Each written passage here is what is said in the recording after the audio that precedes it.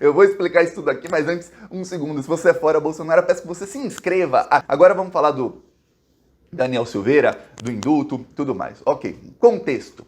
Daniel Silveira, já falei aqui, condenado por fazer ameaças ao STF, por querer fechar o STF, condenado a 8 anos e 9 meses de prisão.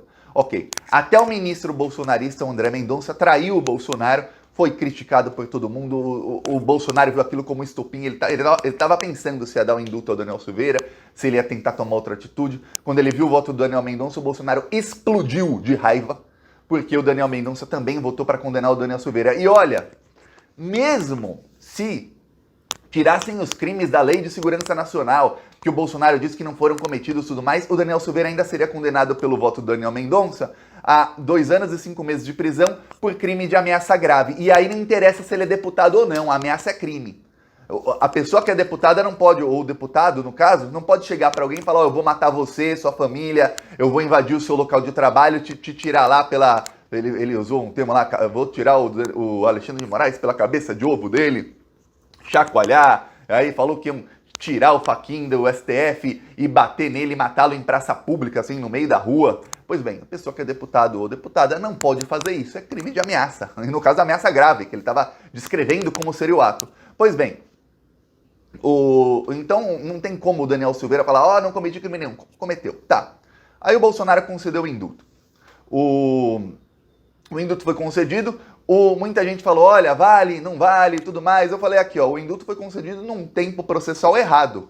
O indulto teria que ter sido concedido após o final do processo. Ok, porém, tem uma coisa. Alguns juristas dizem que não importa, mesmo sendo concedido agora, quando o processo acabar, a defesa do Daniel Silveira entra lá e fala, tem indulto aqui, pode extinguir a pena. Aí vai ser um imbróglio jurídico, vai ser uma confusão jurídica, mas tá ok. Aí chegou no Alexandre de Moraes, o Alexandre de Moraes é o relator do caso, o Alexandre falou o seguinte, olha, o indulto tem erros porque ele fala que se estende à elegibilidade do Daniel Silveira, só que não.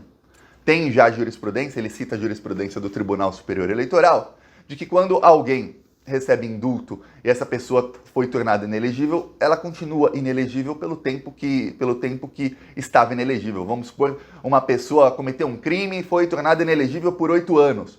Aí está cumprindo pena, depois de 3 anos, vai lá um presidente e dá o indulto para essa pessoa. Ainda faltam 5 anos de inelegibilidade para essa pessoa, por 5 anos essa pessoa não pode participar de eleição. É mais ou menos isso que fala o Alexandre de Moraes, ele não dá esse exemplo que eu estou te dando, mas é isso que ele fala pro advogado-geral da União, não precisa dar o exemplo que ele entendeu. Tá, ele vai entender ou não vai entender, porque é um burro, o advogado-geral da União do Bolsonaro é burro. Ele colocou essas coisas todas no indulto, um monte de coisa ilegal ele colocou no indulto, é por pura burrice deles. Se o Bolsonaro pelo menos tivesse um advogado-geral da União um pouquinho mais inteligente, eu te falo, o Bolsonaro poderia fazer um indulto pro Daniel Silveira que ele não seria preso. E aí eu te falaria com toda certeza, não vai ser preso. Vai ser tornado inelegível? Vai, mas preso não vai. Mas do jeito que ele fez, tem uma boa chance do indulto cair. Enorme chance. Tá, aí o Alexandre de Moraes fala o seguinte, não se estende à inelegibilidade e outra coisa, o Daniel Silveira tem que colocar o indulto nos autos do processo, ou seja, ele tem que pegar o papel do indulto, anexar no processo, falar, tá aqui, tem um indulto meu, eu não vou ser preso, não pode me mandar prender. O imbecil, o advogado do Daniel Silveira, não fez isso. Aí o Alexandre de Moraes fala, não vale o indulto, porque não tá nem no processo. Não tá no processo o indulto. Aí, para piorar a situação do Daniel Silveira, o Daniel Silveira, ele desligou a tornozeleira dele em abril, tá? Ele desligou. Desde o comecinho do mês ele está sem tornozeleira. Ele disse que a tornozeleira dele não estava carregando, que ele ficava várias horas carregando e que a carga durava no máximo 3 horas. E que por conta disso, se tivesse descarregada, o problema é que não era da carga. Só que pediram, a Polícia Federal já o contactou diversas vezes para analisar a tornozeleira, fazer talvez a troca, e ele não atende. Ele simplesmente não tá carregando, tchau, gente. Ponto final, acabou. Quer dizer, o bandido tá solto, não se sabe onde está o Daniel Silveira hoje. Então o Alexandre de Moraes, além de peitar o Bolsonaro no caso do indulto, o Alexandre de Moraes ainda fala, o Daniel Silveira tem 48 horas para explicar a tornozeleira porque que não tá carregada. Se ele não explicar, volta pra jaula. É ponto final e acabou. Mas tem um indulto, não interessa. O indulto foi no tempo errado do processo, não tá nem nos autos, não interessa. Vai preso. porque ele está desrespeitando a medida do STF, ele está desrespeitando a ordem judicial do Supremo Tribunal Federal. Tem que estar usando a tornozeleira. Não tá por quê? Ah, descarregou. A polícia tentou ver se tá descarregada mesmo, trocar, ele não quis. Então, volta pra jaula, bandido. Pois bem, pra quem achou que o Alexandre ia se acovardar, tá aí a decisão do Alexandre. Enquanto isso, a Rosa Weber, ela foi sorteada relatora de processos movidos por vários partidos, PT, Rede, PSOL, tem também outros que moveram processos para cancelar o indulto do Bolsonaro e do Daniel Silveira. A Rosa Weber deu agora 10 dias para o governo federal explicar por que foi concedido esse indulto ao Daniel Silveira, da maneira como foi, quais são os motivos. Veja bem, se tiver apenas motivação política, eu sei, você sabe que tem, ela não vai... ela vai cancelar o indulto. Olha, a chance dela cancelar o indulto é muito, muito grande. Aí, olha só, claro, o Bolsonaro falou que se cancelar ele faz outro. Talvez, se ele fizer outro mais bem feitinho, não cancelem, não derrubem. Mas esse tem uma chance muito grande de ser derrubado, tá? Enquanto isso, muita gente, advogados e tudo mais, entrou na justiça contra o indulto também. Qualquer cidadão pode entrar na justiça contra o indulto. E sempre, eu vou falar, sempre tem lá 10, 15, 20, 30, 100, às vezes, que entram na justiça. Aí tudo isso vira um processo só, para a justiça não ficar analisando o mesmo caso 100 vezes em várias diferentes da justiça criminal. Tá, um juiz federal de Brasília, que foi sorteado para esse processo grandão, movido por várias pessoas, também deu para o governo federal 72 horas para explicar o indulto ao Daniel Silveira. Ou seja, se não cair no STF, pode cair pela Justiça de Brasília. Só para que você tenha ideia de como a coisa tá ruim.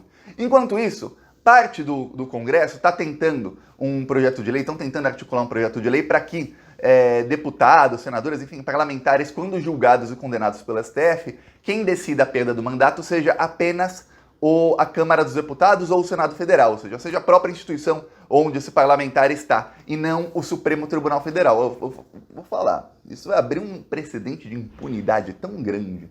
Você nunca mais vai ver um deputado e um senador, vai ter gente sendo condenada, sendo presa e vai continuar com mandato. Você nunca mais vai ver um deles perdendo o mandato, principalmente esses que são os mais corruptos. Geralmente os mais corruptos são os que têm mais amigos no Congresso Federal, porque o cara que não se envolve nos esqueminhas uns dos outros não tem muitos amigos. É por isso que você vê o pessoal lá do Centrão, um bloco grandão com 250 deputados, todos corruptos, todos juntos nos esquemas de corrupção. Então, um deles jamais vai votar para derrubar o outro, que ele fala, talvez amanhã seja minha vez. Então, vai abrir um precedente de impunidade muito grande. Só que o STF já está se reunindo para que torne isso inconstitucional, porque quem decide se alguém vai preso ou não é a justiça. Se a pessoa está presa, não pode ser deputado.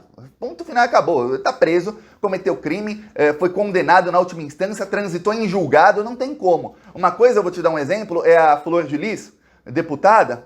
A Flor de Lis, ela foi condenada, teve ordem de prisão e tudo mais na Justiça de Brasília, tá?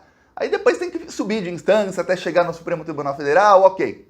Não transitou em julgado na última instância, ainda cabe recurso e tudo mais, tá presa que tem muita prova contra ela. Quando alguém comete um crime violento, o crime que a Flor de Lis cometeu não era crime de colarinho branco, não era crime de roubar dinheiro público, ou possível roubo, não, era assassinato. Então a pessoa vai presa antes de transitar em julgado na última instância, mas aí caberia à Câmara, assim como aconteceu, cassar ou não o mandato dela. E a Câmara cassou o mandato dela porque tá presa, é assassina. Pois bem, no caso de pessoas condenadas pela STF, não tem mais recurso. Transita em julgado, acabou.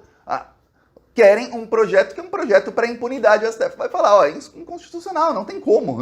Então vai ter uma briga aí, só que o Arthur Lira está com medo dessa briga. Você pode ver que o Arthur Lira submergiu. Você ouviu falar de Arthur Lira? Exceto a gente falando aqui, o que ele fala nos bastidores, você viu o Arthur Lira falando publicamente, aparecendo, como em outras ocasiões? Não. Tá. Quietinho, só fala nos bastidores o Arthur Lira, tá quietíssimo, ele tá com medo de reações do STF, é isso, Quem quiser nos apoiar, embaixo do vídeo tem um botão que seja membro, e no primeiro comentário deixa o Pix, PicPay e as minhas outras redes sociais, falou!